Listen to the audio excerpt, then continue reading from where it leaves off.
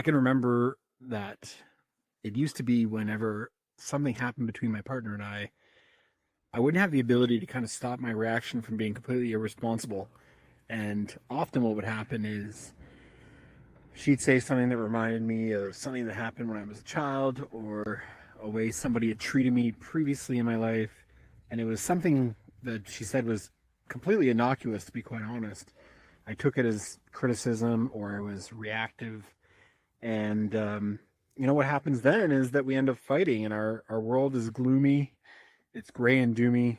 And, it's only a matter of time before I realize my fault in that situation. But what happens in the meantime, before I am able to go back and say something and apologize, and if I was even able to do that, all the time in between, there was a bigger and bigger divide happening. It was growing between us. And I found as I worked on myself and I worked on the systems that I now have today, I got closer and closer to be able to like come back quicker. It started with like a week later or at the next fight that was about the same situation. Or it was 3 days later, and then slowly it was like a day later or that evening or after I had a meal or even just 10 minutes later. But imagine that if you could do that in the moment before things turned tumultuous, before things turned doom and gloom and gray.